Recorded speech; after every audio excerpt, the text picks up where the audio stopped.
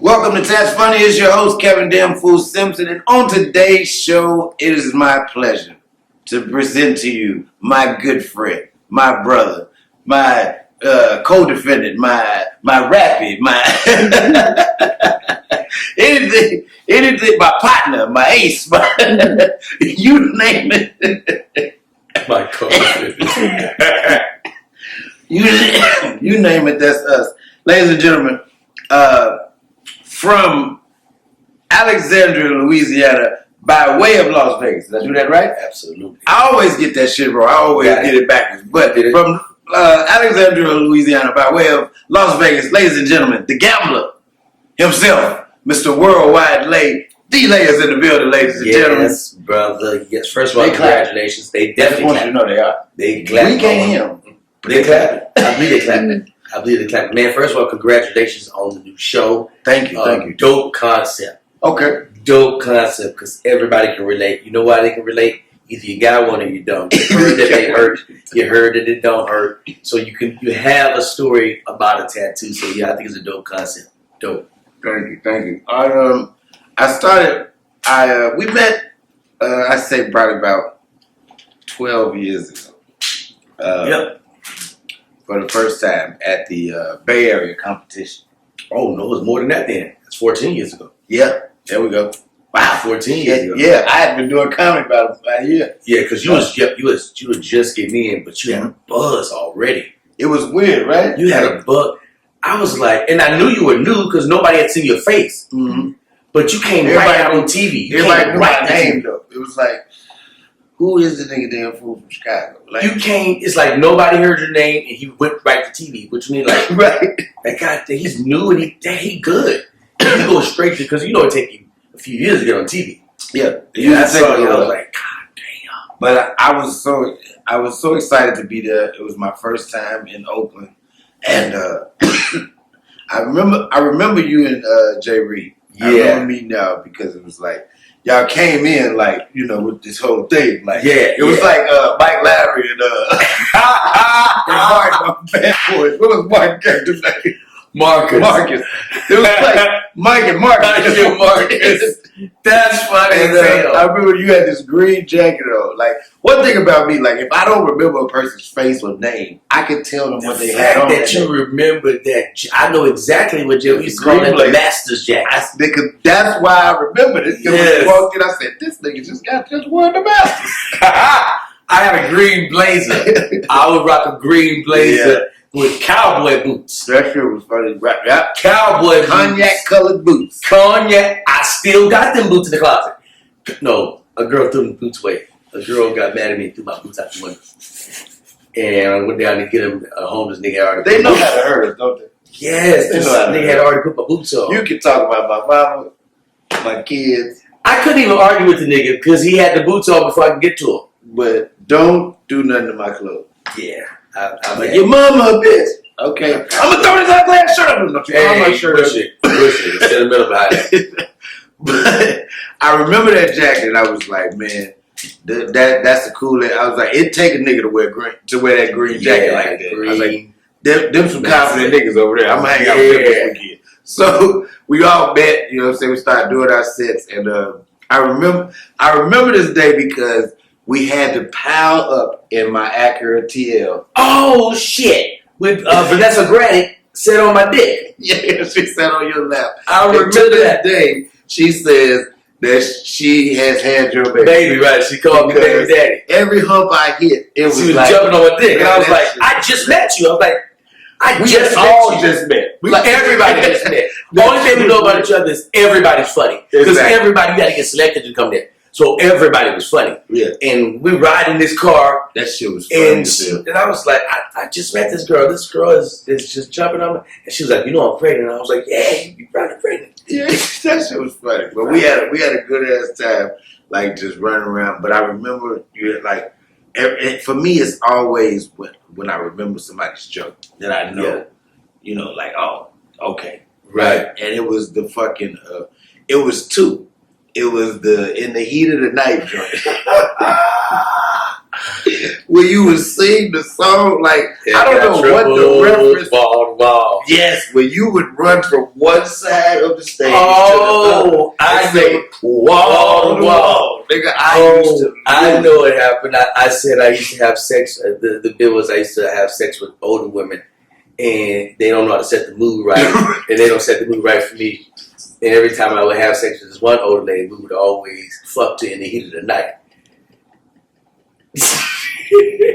And the thing is in the heat of the night, I got trouble. So yeah, man, I do remember that shit used to crack me up. And the Mexican, they used to cut your grass. He would come back and he'd be like, "How you doing so fast?" He'd be like, "It's so easy. It's so easy." Man. We laughed so hard that weekend. I watched everybody. I remember watching it because everybody was good. Because it was like everybody was. It was good. Crazy because it was like it's 60 other fucking comedians. Yes, and like none of us. Did you do Laugh-A-Palooza? Okay. Mm-hmm. It was like none of us knew each other. It was just like wow.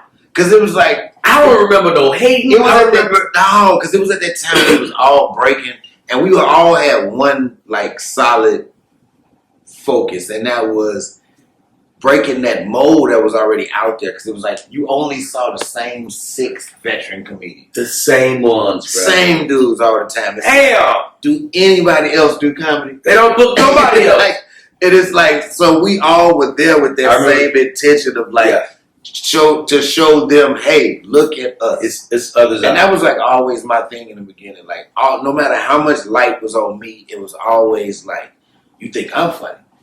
Look, check out my friends. You know what I'm saying? And like a lot of people tell me that was the wrong thing to do, and that it may have been part of my hindrance. But I don't never feel bad about that. Like the people that I introduced to different agents or different things like that, because it's like that's what this is all about: getting it and paying it forward. You know what I'm saying? Absolutely. And it's like I feel like a lot of people help me, whether directly or indirectly. So I'm always looking to pay it forward.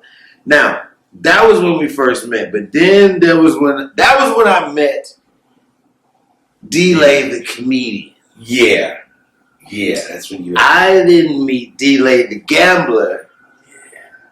DLai, Mr. Worldwide Lay, until later. Yeah, it was months later. I was in Vegas, and when I tell you this man had Vegas in the palm of his hand, like there was no place we went that they didn't know him. It was like everything was. I went in the store to get a shirt. I didn't plan on buying no shirt. Wait a minute, case full of clothes with me. Boy, wait a minute. You made me feel like I had to buy the shirt. Like, yeah, I know you want to go and get something new to wear. I was like, I really don't. You said it like that. I'm gonna go. That's funny as hell because I remember that.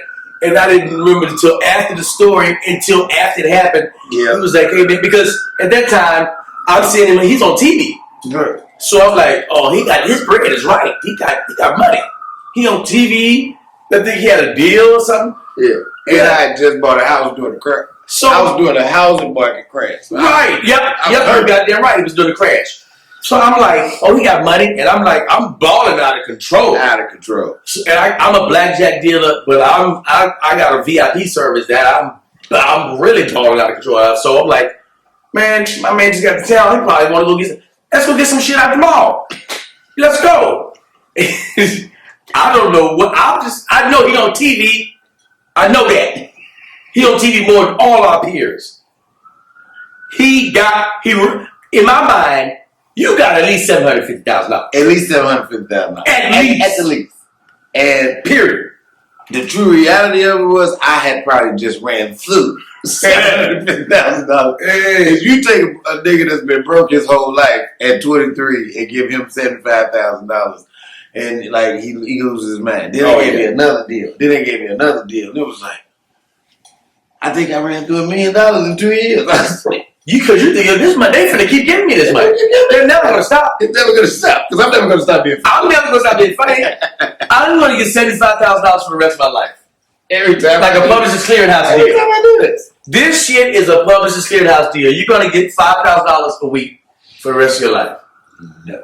Nah. Pull that rug from under your ass so quick. So fast. But we had so much fun that weekend. I won like $3,000 And he was not a gambler. Off of like $150. I made that man gamble. That man did not have the spirit of gambling. I saw his face. He didn't come there for that. That man came there to do his show, do some partying, have a good time. He don't even think. Matter of fact, when I picked him up from the airport, I'm not even smoking weed at the time. I said, you smoke? He said, yeah. I had him some weed. Yeah. Got him some weed. He has no idea he's about to gamble. A whole bushel of weed. Yeah, bushel. I have no idea that before we go anywhere, before we get lunch, before we go check into the hotel, before we stop by his house so I can put my bags down, whatever the fuck, none of that is going to happen before we go to the casino. Go to the casino. I was like, why would you take a man? He just got off the plane. We're in Vegas. Take him back to my house for what? For what? And he needs to see some slot machines. He needs to see some shit. There's a slot machine everywhere. As soon as you get off the plane, it's a slot machine. You gotta gamble. Like, you literally have to pull the lever to see if you can get off the plane. Step to the side. You can't go get it right there. You gotta try this shit again. Yeah, man, step aside.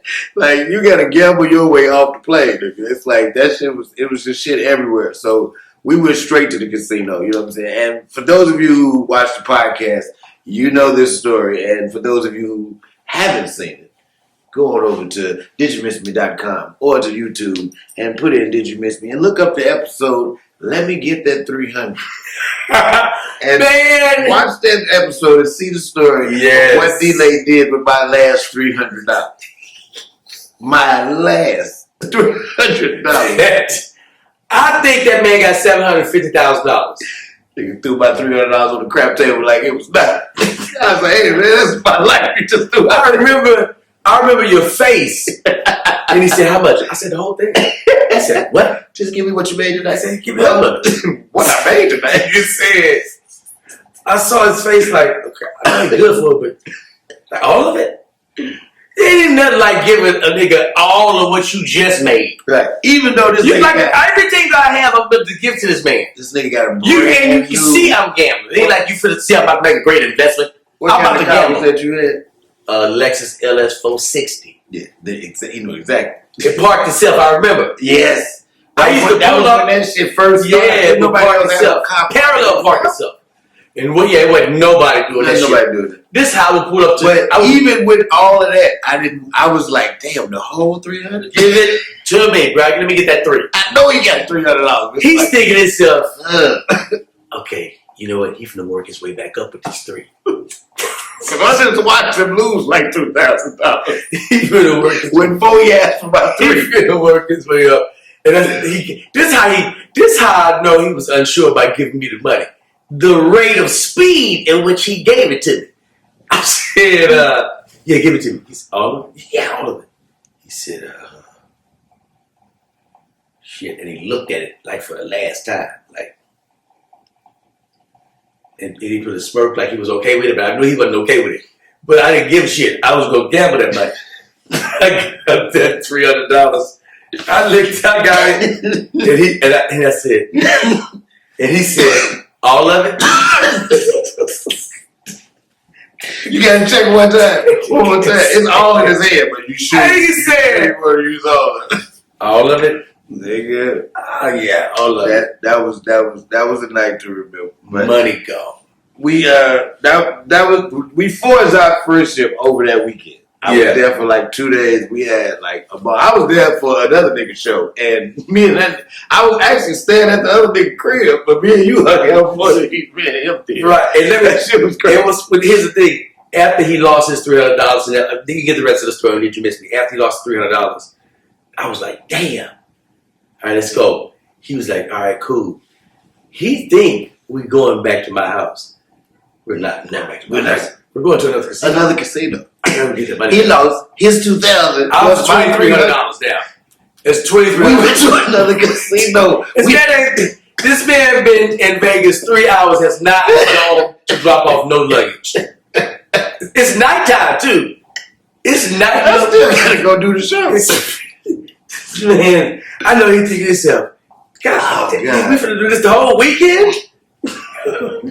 Like what I say to you, who birthday? Yes, man. The next day, we kicked it that hard that I had to ask that. Whose birthday is it? Why are we doing all of this?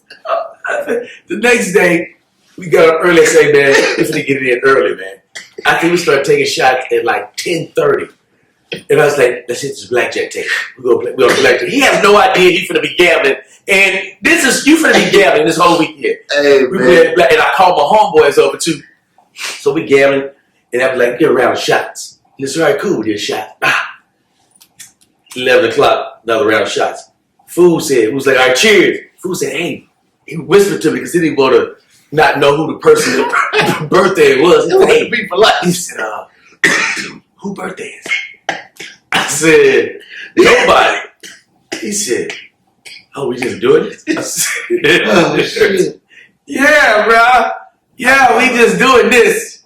Oh, get it? I almost died. Who birthday is it? Yeah, man. I just knew for a fact that we were celebrating something. I just didn't know what. You know what I'm saying? It was nothing for us to wake up and go to the casino and blow 20 racks. We were celebrating Tuesday. That's what we were celebrating because it was Tuesday. Nigga, I couldn't believe it. I was like, okay, I gotta be prepared to hang up with this guy here. So, Diddy, where are you originally from? Originally from Alexandria, Louisiana. Alexandria is like right in the middle of Louisiana. Okay. It's located centrally in Louisiana. I started my comedy career in Baton Rouge, Louisiana. Baton Rouge. 6 months of doing comedy in Baton Rouge, I was like, I'm too good to be here. Yeah, I got to get out of here. 6 months in. Baton Rouge. Hey, man, I've done a show in Baton Rouge one time. It was like the most terrifying show I ever did. I just knew that the promoter was going to take the money back. Like, I knew he was going to have his boys, like, rob me and take the money back. That's the type of niggas they look like. I was right. That I was literally worried about that. He was like, hey, man, you don't want to come kick it? He kept calling me to come out. I was like, no, I'm good. I'm staying in my room. Stay in your room, man.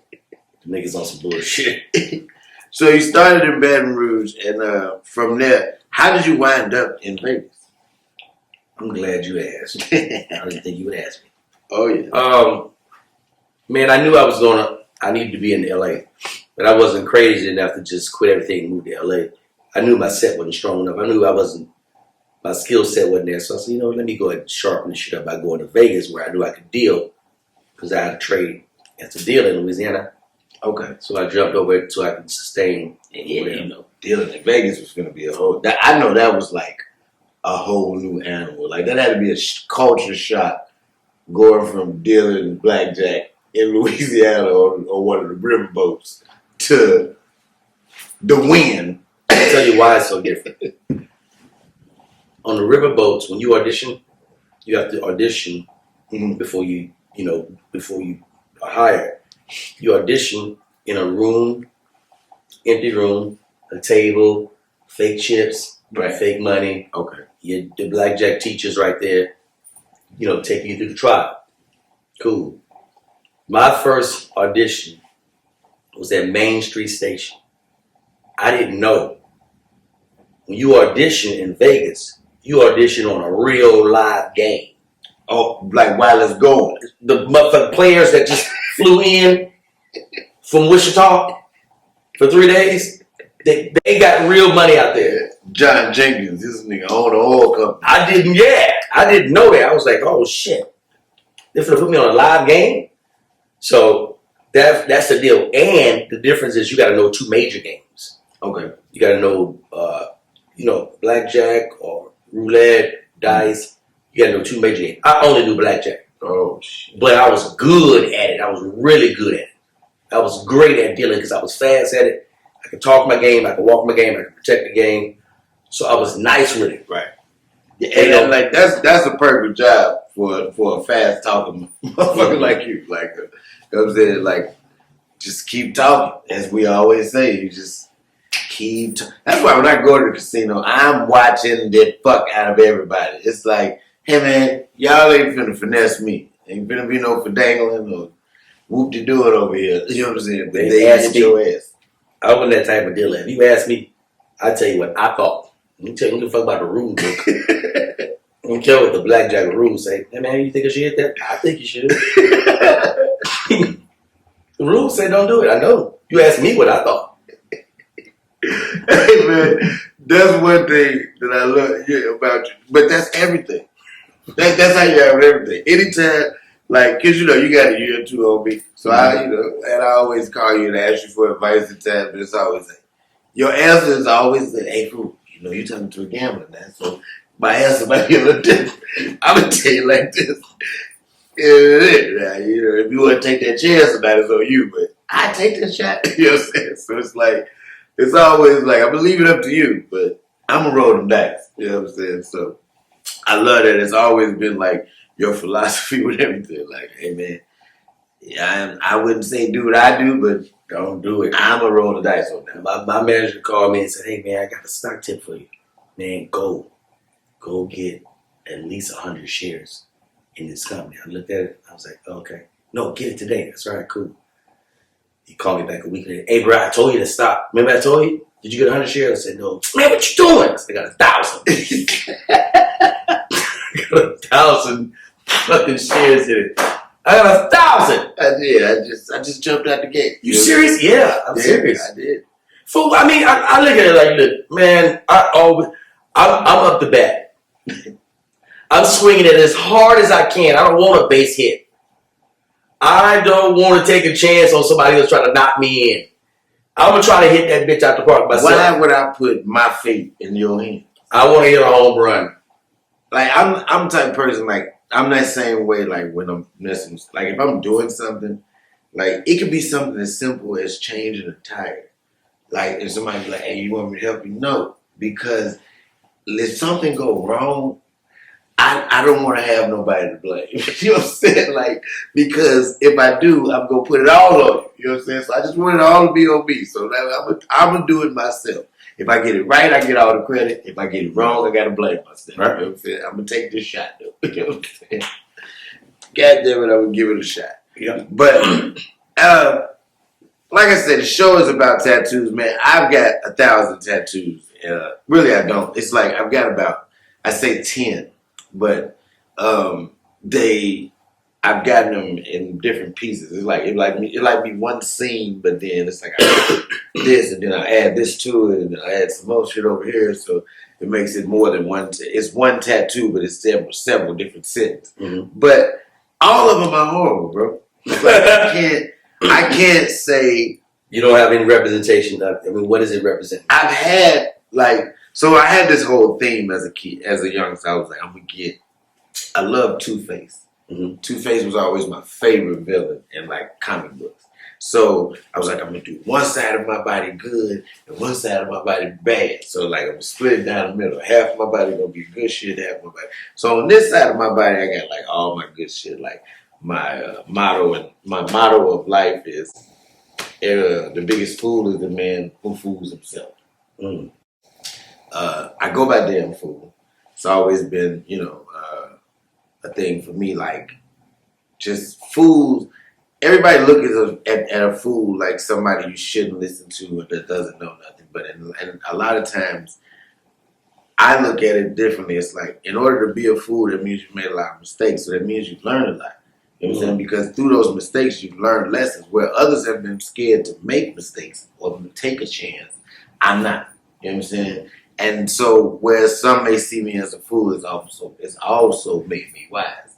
You know what I'm saying? So when I go by damn fool, I'm probably one of the most intelligent niggas, that I be around. Yeah. At times. You know what I'm saying? Like, so it's like, I'm not no dummy. I'm a college graduate. If you hear the name damn fool, you would think he's as intelligent as if you have a conversation. But it's like, you leave my show, you're gonna leave with something. So it's like, that's always been my thing. So I got that tattooed on my arm because it was like, that's the biggest thing. It's like, you can lie to anybody, but when you start lying to yourself, you're stupid. You know what I'm saying? So I got, the biggest fool is the man who fools himself.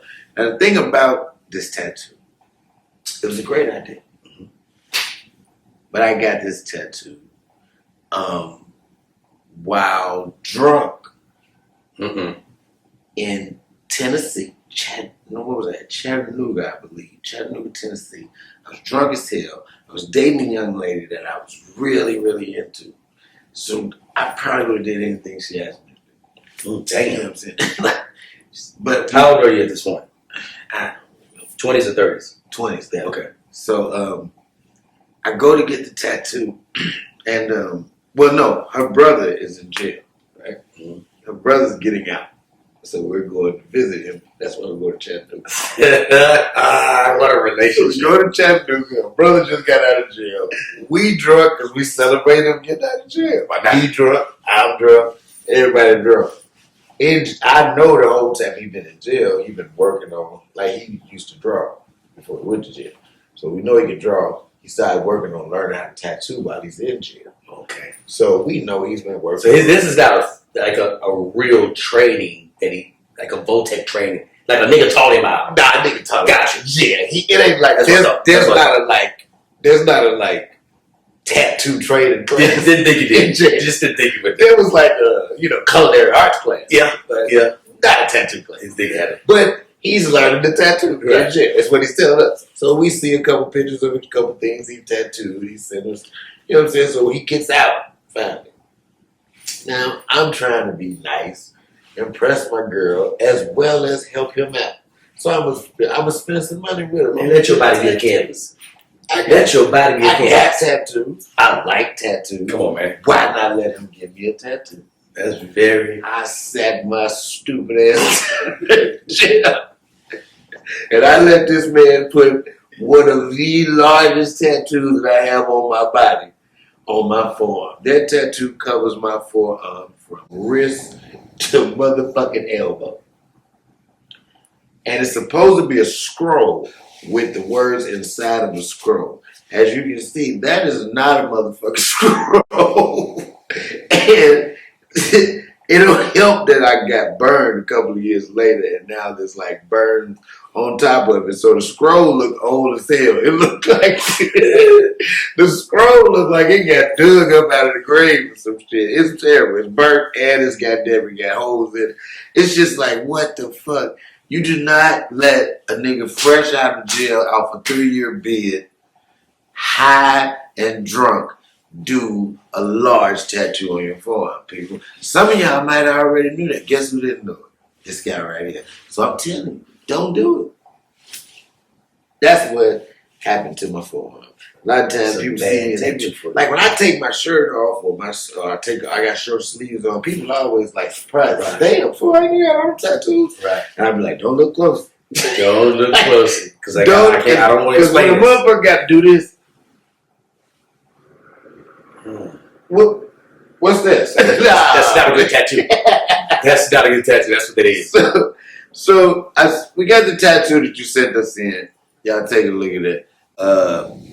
At least it's legible. We know what it is. We can see clearly what this tattoo is. Now explain to us how it came about. What happened? What was the idea behind it? And well, it came from a heartbreak. It came from a heartbreak. I've got so many of those. Yeah, this girl named Drika. Drika broke my heart. Drika sounds like she breaks heart. Broke the shit out of my heart. Listen, this is how she broke my heart. She broke up with me and didn't tell me. You got to tell somebody when you break. You can't just go on. She got a whole other boyfriend and been with him 2 weeks. I don't know, but I just know I ain't talked to her for 2 weeks. Anyway, so my heart is broke and I cried. I remember I cried, my eyes puffy. Cried, them bitches puffy. And I went over to my cousin's house and he was looking at tattoos. And he said, "You get a tattoo?" I said, "You getting a tattoo?" He said, "Yeah." I said, "I'm getting one too." "You what?" "Yeah," because I'm anti-pierce and I ain't doing none of that at this point. But yeah, let's get it. Okay. So this is a shock to everybody. They shocked. Brought me to my man. It was a little hood dude. Then we went to his spot. He said, "What you want?" I said, "I want cold-hearted across my chest in old English. Because I'm sick of bitches. I want cold-hearted across my chest. I'm taking all women down from here on out. I ain't loving nobody. I'm cold-hearted." "That's what you want?" "You goddamn want." In old English, yeah. Flip through and show me the font that you want. Flip it. Right here, give me this. "All right, cool. You ever had a tattoo before?" "No." "All right, it ain't gonna be that bad." "Cool." Now, here's the deal. He's a liar. He's a goddamn liar. He's a goddamn liar talking about this tattoo ain't gonna hurt that bad. Nigga, you got to put needles in my skin. Straight to the chest on your right first to the chest. tattoo. Right. Nobody does that. I don't know. I'm heartbroken. I'm crazy. Like I'm not me. You start on your shoulder, your bicep, somewhere that you can like really tense up. Nah, man. You can't do shit but right here, but just take it. Like, hey. My man said, "You want to drink something?" I said, "Yeah, man, give me a little shot there." Give me a little shot. He absolutely has no idea what he's doing. I trust him. He got the gun.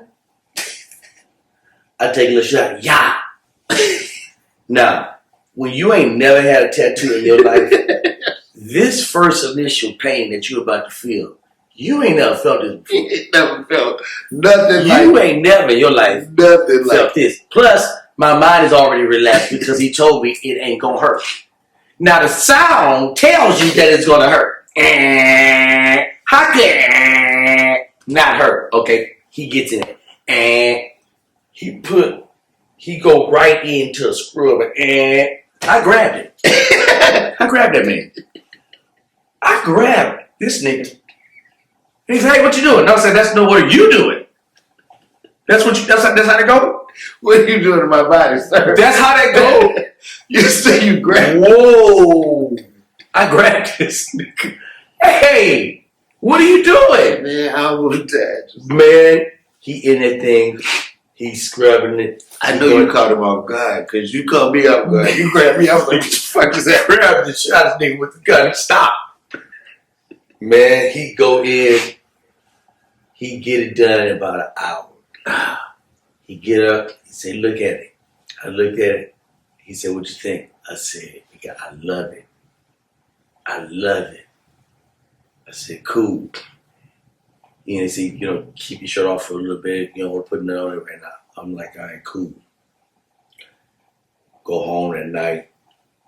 Go to sleep. Wake up in the morning. Wash my face. Brush my teeth.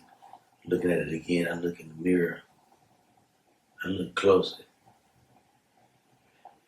This nigga done misspelled the shit on my chest. This nigga got cold heated on my chest. This nigga left the R out, man.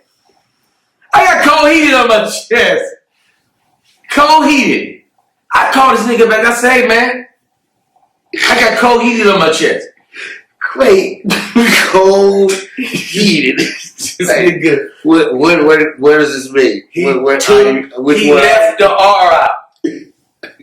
I told this nigga specifically cold-hearted. One job. That's all. He said, "Man, shit, man. Come back over here, let me fix it." What? How? You gonna fix it? I gotta let this shit grow out. This shit gotta grow out and gotta come back and get it redone. I gotta let this shit grow out. The worst tattoo experience ever. That's no goddamn haircut. I gotta let the edges grow back in before I come back over there, man.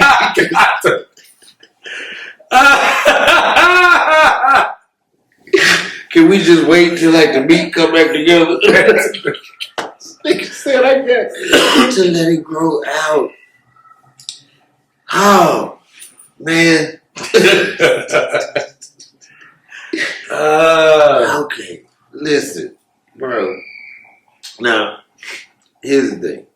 I've not only like got some bad tattoos or like funny tattoo stories, but I've witnessed some crazy moments with other people get tattoos. Like, you ever like seen somebody else's tattoo or like knew somebody that had a fucked up tattoo and like tell me about that. You know what I'm saying? Like, cause I know a couple of niggas and I'm like, nigga.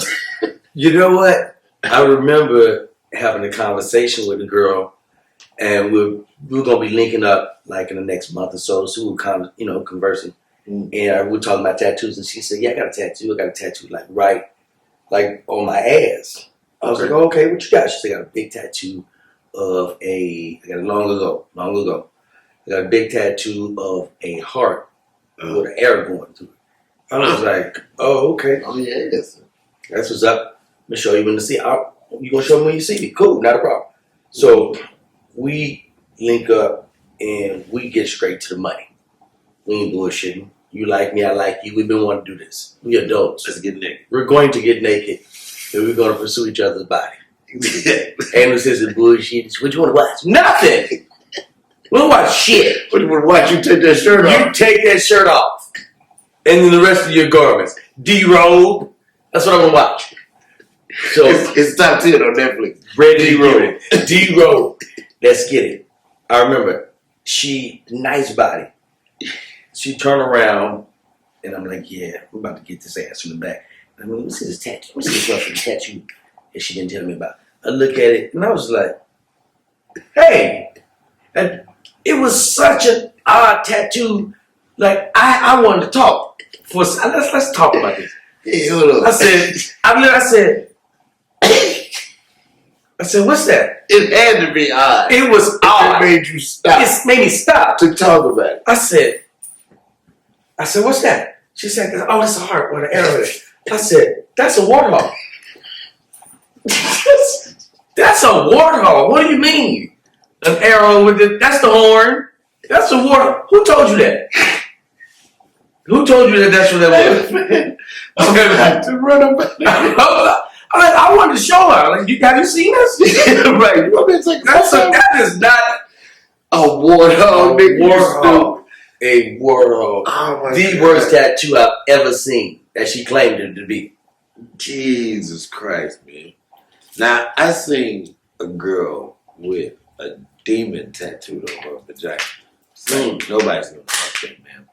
A demon? Yeah, nobody's fucking Why? that, man. Why'd you do that? No parts of that. Like, it's not right. Why would you do that, man? It's just terrible. I got a friend, good friend of mine, Mike Sam. I cannot wait to have him on the show. Mike, yeah, I know Mike. Mike has a tattoo that is so horrible, it stopped us from fighting. It's that bad. Like, Mike was about to take a flight somewhere, and I was telling him because he was on like another employee's flight pass. I'm like, bro, you can't, like, you can't wear jeans. You gotta wear slacks. Right. And so he was talking shit like, nigga, I don't wear slacks. The fuck you telling her I wear jeans? I was like, bro, just go buy a pair of little $12 slacks. You know what I'm saying? Nigga, I don't dress like you. I don't fucking dress like you, nigga. I don't wear slacks. And I'm like, why are we arguing about the slacks, bro? I'm trying to help you, tell you that you can't wear jeans. You trying to change his I'm swag. trying to switch him up. Right. And I'm trying to tell him what to do because I've been doing comedy longer. Right. We always had that type of argument because I did used to always tell him shit. Right. And so he like, nigga, I know what the fuck I'm doing, fool. You ain't the only nigga that be traveling and shit. I was like, all right, bro. I'm just trying to explain to you. So the nigga go buy a bunch of clothes and shit. He come back to the house. Because we share an apartment at the time. He come back to the house. He started going to the bag, showing me all shit again. Yeah, like black jeans, blue jeans. He's like, see these jeans right here, they kind of look like slacks. They kind of dark, you know what I'm saying? Anybody wear big tail. So I was like, yeah, nah, you need slacks. Hey man, what the fuck I say, man? I said I ain't wearing no goddamn slacks. I was like, nigga, I'm not united. Why you hollering at me? So we get to arguing and shit. They go from that to who dressed better and all this. We argue about all kinds of dumb shit. Who got better looking bitches? Like, it's just going down. And so finally, it go from that to fighting. And that nigga was like, nigga, you want to go outside? You want to go outside? Now, I'm going to be honest with you. Mike was so mad. I'm not scared of nobody, but I didn't really want to fight that nigga because he was that angry. And I wasn't that as angry. There. Like, it's like, I'm still inside kind of laughing because it's like, it's funny to me that he this mad about a pair of slacks. Slacks got you this So mad. I'm not ready to fight. I'm not that angry yet. This nigga is kill me angry. Like, I'm about a pair of slacks. He's ready to murder me, nigga. And so it's like, I'm like, nigga, I'm not scared of you, but at the same time, I really don't want to fight you right now because you on a whole other level than me. Nigga, so he said, let's go outside. I was like, no, nigga, we're gonna fight. We're gonna fight right now. Fuck, you wanna go outside for? You trying to wear me down, pussy? You know what I'm saying? So I take my coat off. You know what I'm saying? I square up. Mike take his shirt off. Two things fucked the fight up. First of all, Mike's body is horrible. He is shaped weird. He's shaped like them kids on them, like 50 Cent can save this kid. Where the kid is like skinny as fuck with a big ass belly. Like he had little bitty arms and legs with this big gut. I was like, how you got it? And it was like, what the fuck? Like no definition nowhere. Body just like a piece of cardboard. It was just weird, nigga. You couldn't tell his chest from his stomach. So, but then I looked, this nigga has a tattoo right here. It is a panther. But the panther has dragon wings and like these long ass talons coming off. And it's ripping his skin up the side. And his blood dripping down. And the blood drip from up here way down here. And it's like big ass bubbles and drops of blood. I was like, man, what the fuck is that? He was like, it's a panther, nigga. I said, nigga, that's a dragon panther. Like, where the wings come from? And why the ears look like that? Hey, man, fuck you talking about my tattoo for? I'm just saying, like, look at it. It's weird. So I started dying laughing, right? So Mitchie started laughing because he's standing there. We all laughing. Mike started laughing because I started roasting the tattoo. I made that nigga walk in the bathroom and look in the mirror. I said, man, look at that, man. That's not that damn panther. I don't care what you say, nigga. That is a Komodo dragon. Nigga, we went in on that tattoo for hours, bro. It was like the craziest shit ever. But, like, sometimes people tell you that something that a tattoo is, and it's like when your kid brings you a picture. And like, that's a turkey. It's like, nah, nigga, that's your hands. It's not a turkey. It's no goddamn turkey, son. It's your left hand. What the fuck is you talking about? No, exactly. I'm not stupid. I'm not even going to let you off the hook. Don't play with me like that. So I do it so you don't try to come back with some more bullshit. Because, see, y'all be encouraging people. Oh, that's beautiful. That's your left hand. When that nigga said that was a panther, I was like, come on, let me show you something. Maybe you didn't see it. Right. He initially did it. You didn't see how it really looked. So come here, let me show you something.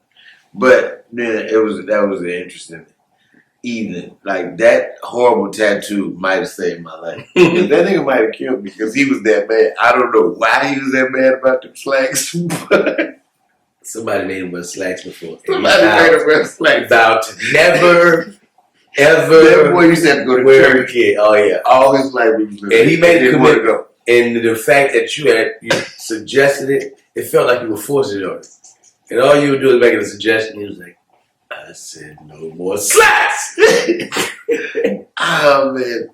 Listen, man, we got to get ready to wrap up. But one thing that I like we just talked about other people's tattoos. Like, I've always been a person, like, there's just certain tattoos I don't like. Mm-hmm. I don't want to see them. You know what I'm saying? There's your, typical, like the tribal tattoo. I was like, argh. Every time I see it, especially now, it's like, really, nigga? All of the advances in technology and tattoos, and you want a tribal tattoo. Right. But I want you to tell me top 5 tattoos that you see that you just hate. Like, when you see that tattoo, it just burns you up. You get them goddamn prayer hands out of here. Yeah, you get them goddamn. What the umpire do? You get them goddamn John 3:16. You get your ass out of here too. You can get out of here too, John 3:16. And all you white people that drive pickup trucks and got Austin 3:16, you don't get to slide either, motherfucker. It's still the same thing. All you ankle butterfly wearers, you get your ass out of here too. I'm sick of y'all. I'm so sick of the ankle butterflies. You get, oh Lord, get your ass out of here. Got the cherries right down by your pussy. Anywhere. Get the cherries. Your neck, your back, your pussy. Anywhere you got a cherry, I'ma pop it. Get that out of here. Come on, one more. Give me that top one. The number 1. Oh, it burns my ass. The number 1. You don't get them goddamn dead people off your body. Get them dead people off y'all goddamn bodies. Get the names off, get the faces off. You get them out of. You get Martin Luther King off your body too. I seen Martin Luther King on a few bodies. You get Tupac off your body. You didn't know that, man. Get them out of here. You get Tupac off your Get body. them out of here. Remove them. Oh my God. Yeah. See them good ones. It ain't your typical shit. It's shit, but but when you hear it, it's like, oh, Yeah, I see that. I ain't seen the butterfly on the ankle in a minute. Mm-hmm. But I hate that butterfly. Butterfly. You get that butterfly out of you. And the thing is, I'm so I get it. I get it too. Get it out of here. Get it out. We've seen it enough. It's like, especially like because you got to think like as you go through life, you got to be with a significant other or whatnot. It's like I don't want to lay on your dead daddy, Man. You know what I'm saying? Like I'm laying on your dead husband. I'm on your chest. I'm laying on your dead husband. He over your titty. I'm sucking your left titty, licking out the right eye at that nigga name. man, this nigga is looking eye to I'm eye. sucking the left titty, looking out the right through my peripheral, and I see that motherfucking name is cursed. This nigga peeking around your other nipple. Like and he got this. Man, you get it out of here. You get it out of here. Oh God. Okay, man. Listen, I've had a wonderful time. I knew that I would. I knew this was not going to be easy. You know, it's like I be trying to be that professional, But you know sit what? up host. And The like, people, I think, fuck it, I your can't. your audience is feeling it like you feeling it. So they laughing at it too. So they whenever the host gets out of character, it's funny as hell to them too because it's everybody's laughing. Man, listen, I don't have time to be sitting here trying. Right. Straight laced. I ain't Jay Little bitch. You ain't no Johnny Carson this thing. That's not who I am. You ain't no Johnny. This shit funny to me too. Hey, listen, tell them where they can find you at, man. Man, all of my handles are the same. It's DLai. I got a new book out, The Journey Behind the Smile. You can go to my website to get an autographed copy, or you can get it off of Amazon. My organization, my foundation, CHAMP, is an acronym, CHAMP, Children Having Avenues to Maximize Potential. All right. We are doing some great work. We are setting up test sites, Okay. rapid testing sites. We're starting off in Dallas, so we can go nationwide. And still making moves during this pandemic. Still making moves. Got to. Yeah, that shit shut everything down, man. Got us doing things. We're doing this episode on location, ladies and gentlemen. Yeah. For particular reasons.